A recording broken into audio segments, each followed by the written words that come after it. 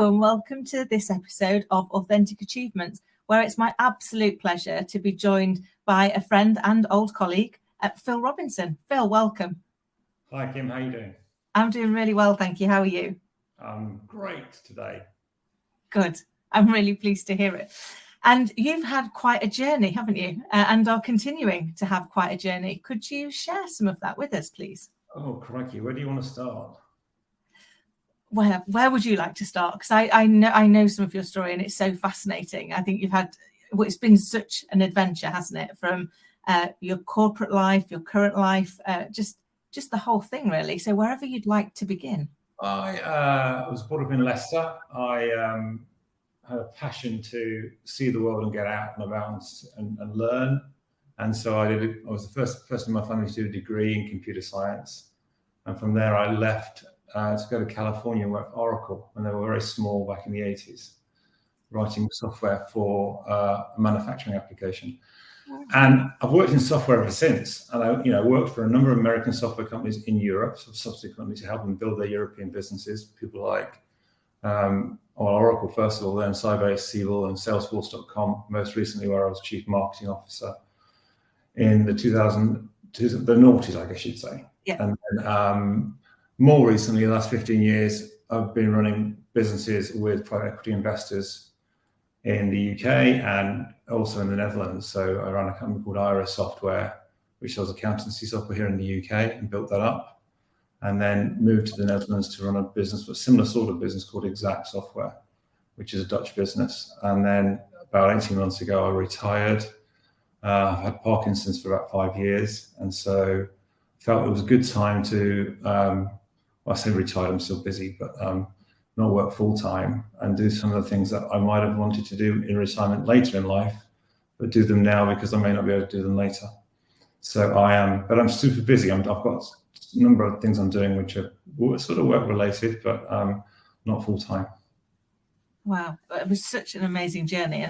And I know having got Parkinson's in my family, so my dad was diagnosed 20 years ago. It's still a very misunderstood illness, isn't it? And I know that's one of the things that you're working on as part of your, I say retirement, because I'm sure it keeps you really busy. But with Cure for Parkinson's, that's one of the things you're looking to do, isn't it? One, find a cure, but two, help people better understand this illness. Yeah, I think when you conjure up an image of Parkinson's, people think of somebody that's very old and probably shaking. And that is one of the symptoms of Parkinson's, but there are 30. It's everything to do with movement in your body. So Parkinson's is caused by a lack of dopamine in your brain. The part of your brain that creates that substance that coordinates movement dies off slowly, and therefore the disease progresses. And that can include your voice, which is movement, your iris in your eye, your eardrum, your stomach, the way you digest food, anything that's either conscious movement, which is mechanical, your arms and legs and limbs, but unconscious movement. So this sort of the autonomic processes of your body.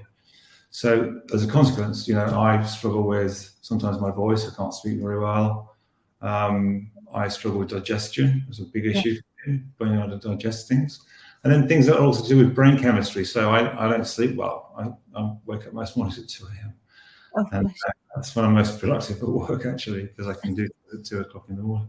So I think it's really misunderstood. It's a suite of symptoms, and everybody that's got Parkinson's has got a different combination at different times of their progression. And it's also something that's got a sort of a stigma attached to it. People sort of don't tell their colleagues until they really have to, and they sort of suffer alone and feel like they're going to be prejudiced against professionally if they tell people what they've got, because people think they're useless or not able to do their job. And of course, nothing could be further from the truth. They can't. Of course, they can. So I'm up for trying to help people change the image of the disease. I've got a blog called stirrednotshaking.com, which talks about how you change the image of the disease. And I'm also chairman of the development board for a charity called Cure Parkinson's, which is looking for a cure in the next 5 years. Wow, amazing! Because it is it's such a changeable illness, isn't it? I know with my dad, he'll have symptoms for a couple of years and then they'll disappear completely, and different ones will come in. You know, he's Yeah. had periods where he was in a wheelchair, and then periods like now he can walk. So it seems to be a kind of an ever evolving. It's not like you can tick them off the list, is it? Like, oh, I've got these now, that's what I've got, because it changes so rapidly, doesn't it? Yeah, no, an example would be right now I've got a problem with my knee, which I think is tendonitis. I'm a runner, I go running. There's one way to keep fit. You really need to keep fit and healthy while you've got Parkinson's. And so I couldn't understand why I've got this problem with my knee, and also like a real cramp in the top of my foot. And it turns out when I'm asleep in bed, my leg turns inwards. Right. And so during the day it doesn't, and I realise that now, but because it's twisting inwards with Parkinson's, it's called dystonia, where your muscles contract involuntarily.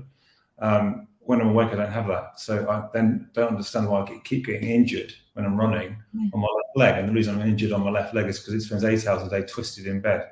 So it's a great example of something you would never have thought of. Yeah. And it's just one of many things that comes and goes with Parkinson's. So it's really hard to put your finger on. Have I got these 3 symptoms? Well, you might have now, but maybe 2 months later, you might have some other symptoms that are different. Wow.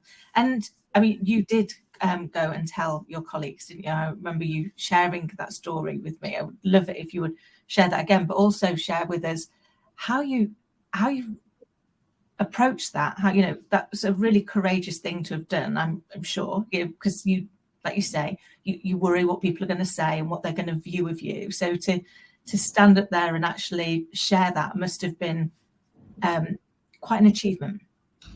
It was scary, for sure. So I had joined Exact in 2017 as CEO. So I was interviewing for the job in that summer with their private equity investor at the time, a company called Apex Partners. And almost to the same day that they let the previous CEO go, and then obviously there was no going back for them, I was going to be the CEO, I got this diagnosis of Parkinson's, and I was in the UK. And I had this sort of crisis, which is, should I go to the Netherlands and take my family to the Netherlands and do this job when I've got Parkinson's? And talked to the specialist, and he's like, well, you know what? You're perfectly capable of doing this job for many years to come, so you should do it. And so I took his advice and went and did this job. I didn't tell anybody at the beginning. I felt terrible that I'd taken this job and maybe this was going to constrain my ability to do the work. And I had no idea what was around the corner because it was brand new to me. Yeah. You know, I'd never had it before, and I didn't know anybody else that had it. So I didn't know whether I was going to degenerate or progress with the disease in 3 months, 6 months, 6 years, 15 years, no idea. And so I sort of started this tentative journey of being in the Netherlands, doing this job, but also finding out what it was like to live with Parkinson's, because I had no idea. And so I got to learn and understand the disease, but it took a while. And during that period of time, which was probably 2 years, I didn't tell anybody that I had it other than my family. And it felt like going to work every day was living a lie, because you couldn't tell your colleagues what was going on inside your body. And some days you felt good and some days you didn't. So it was awful to keep that to yourself and not tell everybody, and not be authentic about, or even be vulnerable to other people in work. And one of the reasons I didn't tell people was I thought it would undermine the valuation of the business at the point which we would sell it, because anybody that's selling a business in private equity to a new owner the new owner wants to know that they've got a management team that they can rely upon for the future. And so I did tell, when we got to a process of selling the business in 2019 to the new investor, which was KKR, I did tell them that I couldn't do this job full-time forever. And at some point in the near future, I'd do it part-time or leave. So I was clear with them, but I didn't tell them why. Immediately the deal was concluded, I told them exactly what happened. And so I sort of came out to them as the investor. And they were super supportive. They could have been more supportive. They were helpful. They were thoughtful. And they were delighted that I was authentic with them and told them exactly what was happening. And so we moved forward together as a team from then. And that gave me confidence to say, well, actually, now what I need to do is tell our 2,000 employees around the world that this is what's going on with me, and that maybe I won't be here doing this forever because of this disease. So I didn't know the best way to tell them. So we used to have a sort of a quarterly all hands meeting and video conference around the world. And I made a little video explainer explaining Parkinson's, what I had, because I didn't know that whether I could even stand on stage and say these things. I thought I might break down or be really upset or whatever in front of a crowd of people. So I was on stage and I said, look, I've got something to tell you. I'm going to show you a video, and then at the end we'll have a drink and you can ask me some questions. So I showed them this video, and at the end there was like this slight pause and then this massive round of applause for what I'd done, which was, in their eyes, heroic. I thought was the least I could have done. And I think it was a learning point for me. You talk about being authentic and vulnerable. I earlier in my career certainly felt like it was important to be a strong leader, and to be a strong leader, to be stoic and not vulnerable and impregnable and strong. And actually, people couldn't meet up to you. They didn't know who you were. They didn't understand you, and you were unapproachable.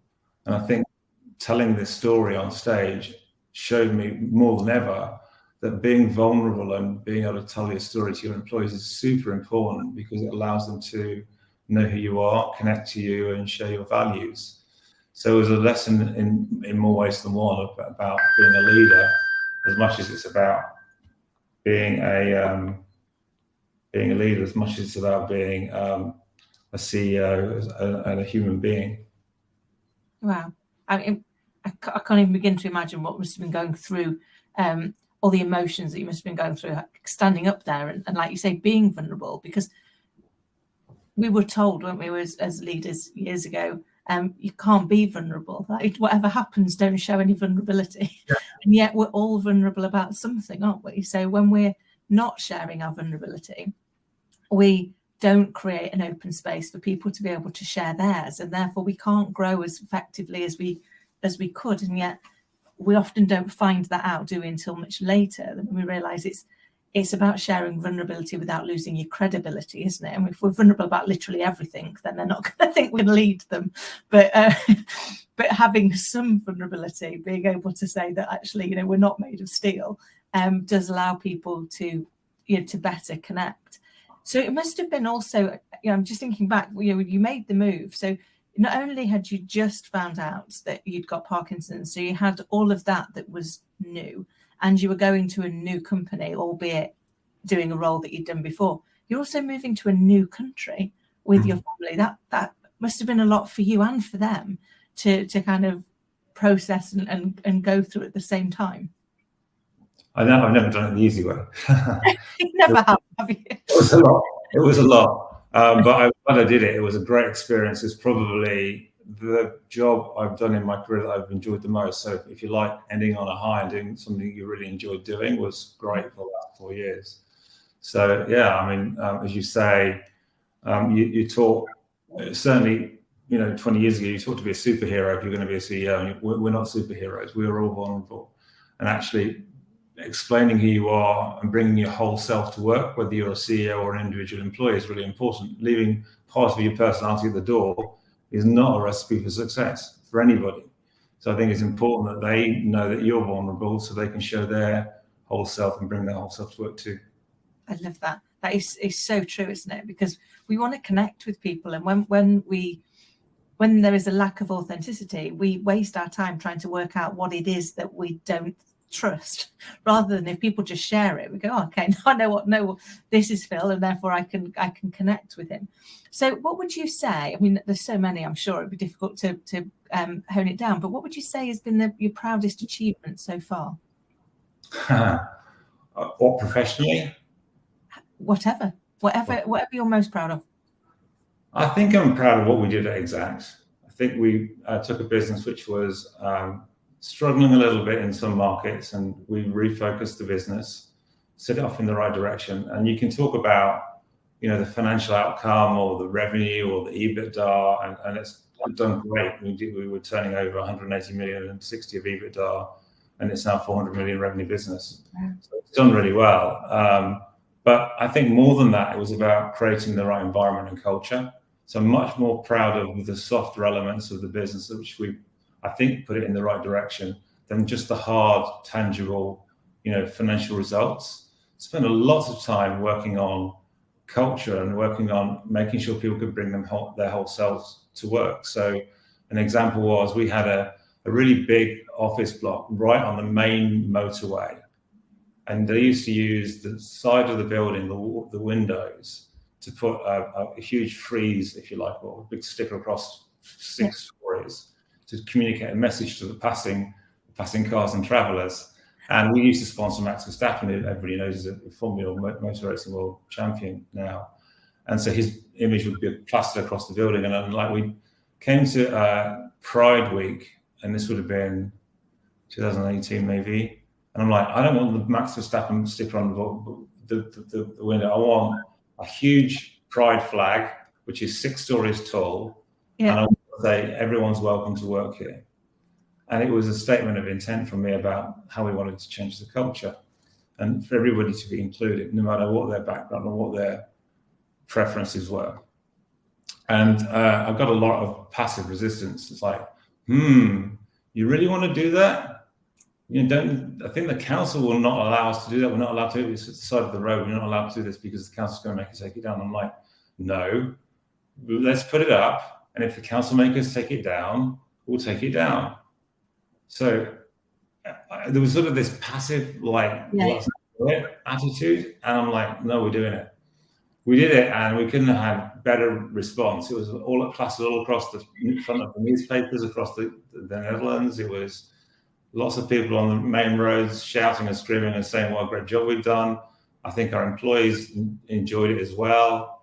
I think we definitely created a more open environment internally for LGBTIQ community, where they were sort of hidden. Nobody knew who was in that group. Yeah.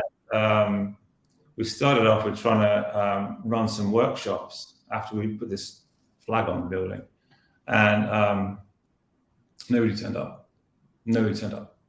So a year later, we continued to work on this. A year later, we bought these badges which said, I'm an advocate, or I'm a supporter, and with a flag. And basically, by this point, I got 1,000 people wearing these badges in the office, so that people that were in that community knew it was okay to be gay, or bi, or whatever it is, whatever background they had, it was fine. And it fundamentally changed the culture of the company. And we spent a lot more time talking about, equality for women, equality for different people from different ethnic backgrounds. And so I'm more proud of the way we changed the culture than I am about the financial results. I think one helps achieve the other. But if you can't bring your whole self to work, you can't do a great job. And we created an environment where it was okay to come to work and be whoever you wanted to be. And that's probably, I'm more proud of that and the culture we created than the fact we sold the business for, an awful lot of money to a new investor and set the business up for success in the future. I love it. And it's so true, isn't it? That getting the culture right, getting the environment right for our people is critical to the real success of an organization. And we measure the hard things, don't we? And it always makes me smile that we call them soft skills, because if they really were soft, why do people find it so difficult? We say they're soft, don't we? And the amount of leaders that I meet that can't do it, that can't connect with people, that don't consider what's it like to be here, what culture am I creating? Are you able to be your best and to be yourself whilst being your best? Yeah, I think in previous jobs, I learned the difference between management and leadership. So certainly at Iris, in the early days of Iris, hadn't been doing so well. It was sort of flat in terms of growth. I wanted to improve the performance of the business. And I was working 15 hours a day, 6 days a week. And basically it was making a difference. The business was doing better, but I was miserable because I was working so damn hard. Yeah. And I just was driving to work one morning. I had sort of this epiphany, which was, what can I do? I'm really stressed. I'm really miserable. I know it's making a difference, but I can't continue to do this. What would happen if I just worked 9 to 5? What would happen? And then I was like, I'm not sure. So I tried it for a few weeks. I just work from 9 to 5, maybe 9 to 6, but not hours a day. And guess what happened? Nothing. Nothing changed. Yeah. The business continued to do well. I was forced to trust other people, to delegate to them and let them do their job and do it well, versus trying to do it for them or with them. So I changed from being a manager and trying to manage every detail in the business and working with my backside off to being able to lead the business by basically letting go, being able to delegate stuff because I had to, because I wasn't prepared to work any longer hours. And actually that made the business much more scalable. So instead of every decision coming through the eye of a needle to one person, it was going to a group of people in the management team. So that was another lesson for me in actually building a business and being a leader, and actually doing it in a way that you could enjoy yourself as a person, as an individual. I wanted to learn how to do this. I wanted to be happy doing what I was doing and enjoy my job, and I was, until that point, pretty miserable. And from there, I really enjoyed Iris as well, because we built a great team around us, and I felt the ability to let go and trust them to do the right things. And I took that lesson of being a leader to Exact, and then I think I took it to another level, if you like, in focusing on cultural change and building the right sort of environment for success, as well as working on the hard skills, as you say, of driving revenue and growth and success. I love it.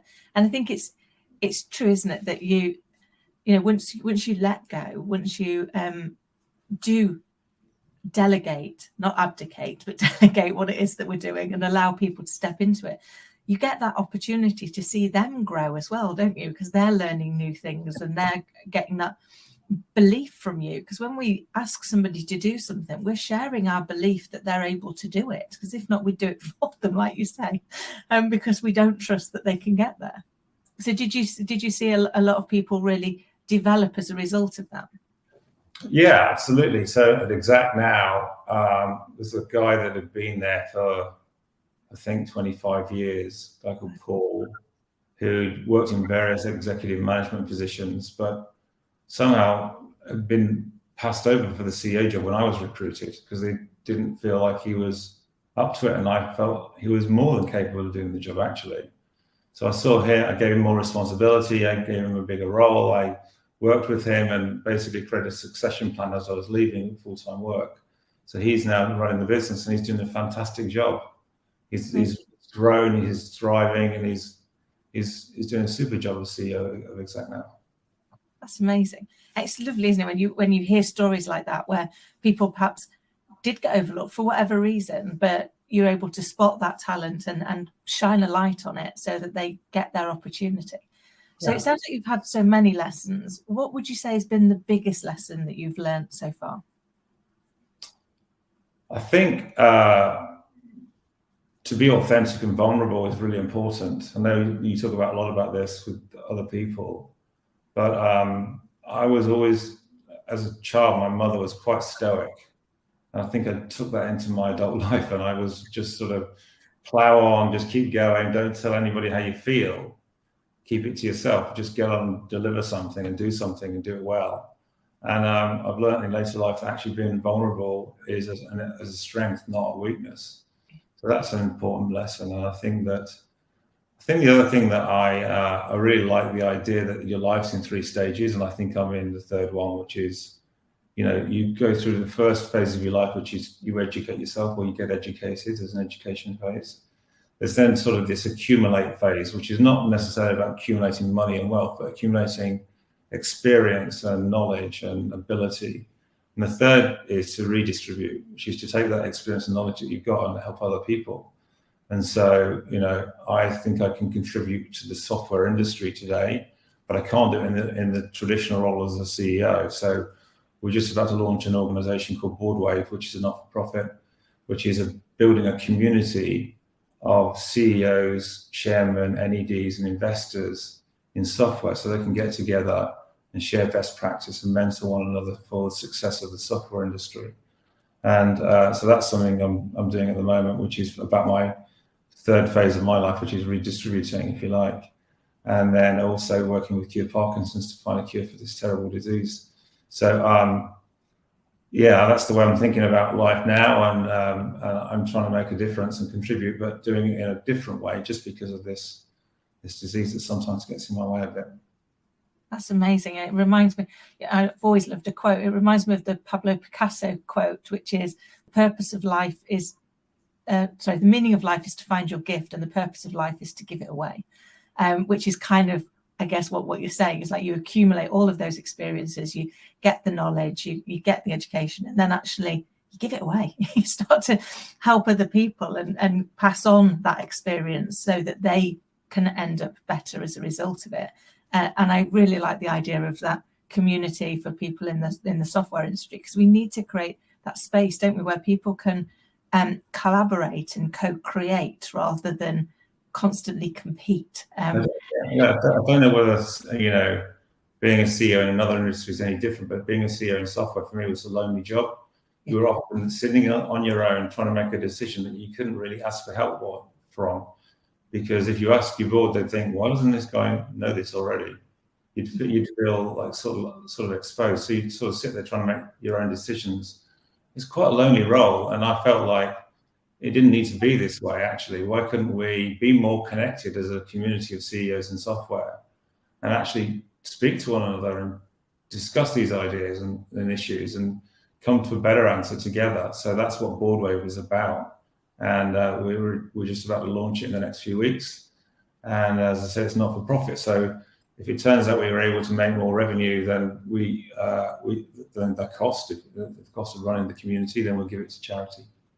I love it. It's a really great idea, and it kind of links back to the mastermind idea, doesn't it, that Napoleon Hill came out with in 1927, and he'd researched really successful people around the world, and he identified that one of the things that was true of all of them is they had a mastermind group, which was 7 or 8 people that they could call on, that probably at the same level as them, or even greater level than them, but when they had an issue, they could call up and go, can we just brainstorm this issue, because I just need some advice. Because you're right, whenever you are a CEO, it's very lonely. It's not quiet because everybody's vying for your attention. Everybody wants you to give them an answer, but where do you go for that sounding board? So I think it sounds like an amazing thing. I could literally chat to you all day, but I'm conscious we're getting close to time. So if you had to go back and give your younger self some advice, Phill, what would it be? Don't take life so seriously. That is great advice. We do take it seriously, don't we? And what's next for you? So obviously you've got the new community, you've got Cure Parkinson's, so they're bound to be keeping you busy. But what would you like to say you're going to be looking back and smiling on in another year's time? How many years' time? 1. Let's go for 1 or 3. Well, I want to make sure Boardwave launches with great success. We've got a launch event coming in September. In the meantime, we're building the community of CEOs and chairmen and NEDs and their investors. I'd like to see that we make a big contribution to the funding for Cure Parkinson's, because they've been going back 10 years. They've now got globally there are 4 phase 3 trials of drugs that are curative for Parkinson's. We believe are curative for Parkinson's. They've found 2, or they're supporting 2 out of 4. So this charity in the UK has massive influence in the research for a cure. And so I'd like to think that we can help them accelerate the research by giving them more funding, or help them to find more funding for them. So they have an international body of neuroscientists that prioritize all the research that's out there every year and pick 5 projects that they believe need funding. And so they do that every year.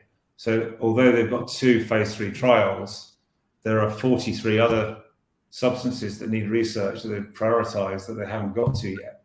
And I want to get them to deliver that research in the next 5 years, not in the next 15. So I'm trying to find ways to raise more capital for curing this disease and accelerating the research so that everybody that's got Parkinson's can find a cure for them. Amazing. That is amazing. And how can people get in touch and help? They can get in touch in a number of ways. So on the Parkinson stuff, I've got this blog called stirrednotshaking.com. Go and have a look at that, because it sort of shows you a bit more about the disease, and that it's not just about shaking, it's like other things as well. I've got a Just Giving page. Have a look on there, or just go to cureparkinsons.org.uk, which tells you all about their mission, what they're trying to do, and how to do it, and fun things you could do to help raise money to cure this disease. Fantastic. And for Broadwave, how do people get in touch with that? Broadwave, the website's live in about 3 or 4 weeks' time. You can email me at phill@phillrobinson.com. The Phil's got 2 L's in both Phil's. And I can give you more information if you're a CEO in software or an executive in software, an investor, and we can connect and we can get you to be a member when we start in about a month's time. Amazing. Thank you so much. And I will make sure all of the links to that are in the show notes so that you can get in touch with Phill and help him continue his journey. Phill, it's been an absolute joy as always. Really looking forward to our next catch up, and thank you for sharing your story with us. I really appreciate it. That's a pleasure, Kim. Thanks very much for inviting me. Pleasure.